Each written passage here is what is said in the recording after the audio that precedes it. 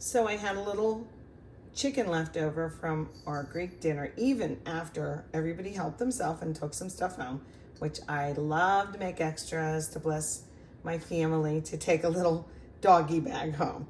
But I don't want to have it again the same way. So I had leftover chicken and some leftover potatoes in that really nice sauce.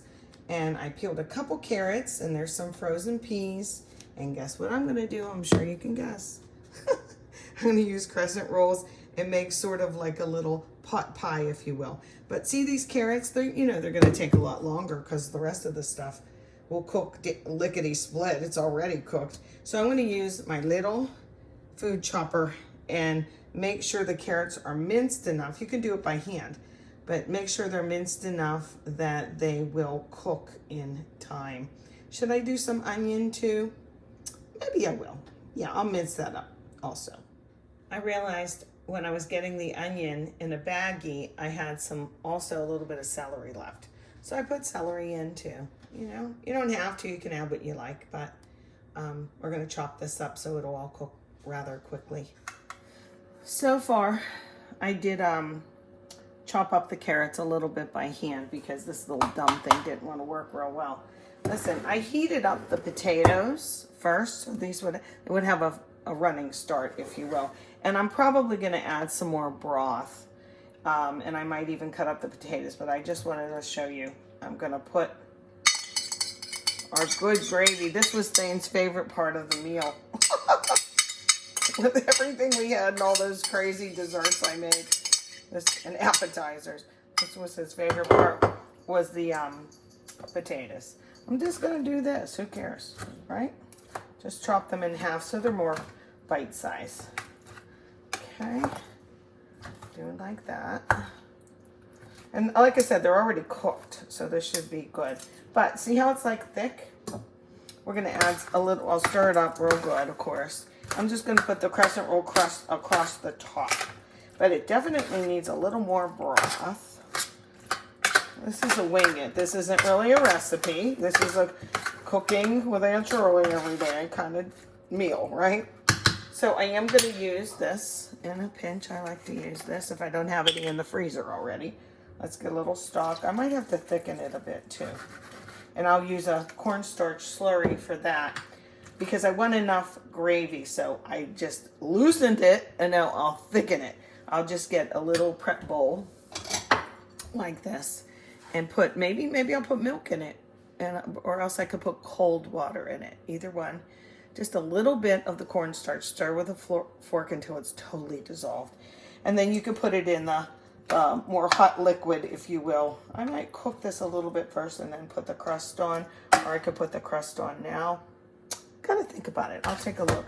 But one other thing that I did was I took off most of the top seasoning on the chicken.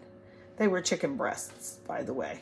Someone looked at the picture and said, wow, that was a big chicken. I said, no, it was a bunch of little chicken breasts. Oh, and here's a tip that I did. Here they are. See, this is like a chicken breast, and then I sliced it. Now, sometimes if you cut cooked chicken, it all flakes apart, doesn't come off in these nice little slices, right? So this is what I did. This isn't anything to do with this meal, but I'm just telling you. What I did was I cooked several of them in a big casserole dish, and you may have seen the casserole dish. Then when they were completely cooked on low, nice and slow, so they're tender, I took them out and I let them cool almost completely. And then I cut them with an electric knife. Okay, so I could slice those all the way down to the littlest part, like that. Okay, and it's nice and neat for serving. I didn't want it to flake apart. But see how on the top I had the seasoning and not on here? So I just cut all the seasoning off. There'll be a little bit of flavor in here from it.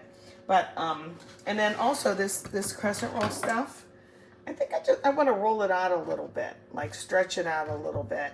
So I might grab like just a glass and do that to put on top of our makeshift chicken kind of pot pie-ish thing for tonight. I have some good bread to go with this too, even though there's this. You can put this on the bottom, or you can put it on the top. You can use frozen pie crust if you want, or you can make a nice little crust with Bisquick type of thing. That's always easy too. You can just put dollops on of the biscuits on top, and that's always good too. But I've never done this with this kind of chicken. But I didn't want to have the same meal again, so I'm finished talking. Sorry, you'll see the end at the end. We ready to serve it up? It just came out. It's piping hot. The crust looks good. I literally had it on the cutting board and I just rolled it out with this glass. That's all I did. And then I just layered it in, pieced it together a little bit. But let's have a little. Let me see if I can cut it like that. And like I said, this is just on the top, this, okay? Let's scooch it out. Ooh, it looks piping hot. Look at that. That looks pretty good, huh? Yummy. Okay. And I have like lots of broth because I told you that's Thane's favorite part. So there we have it. Little pot pie on the fly. We'll call it that. Okay. It smells really good. It's too hot to taste though. There we go.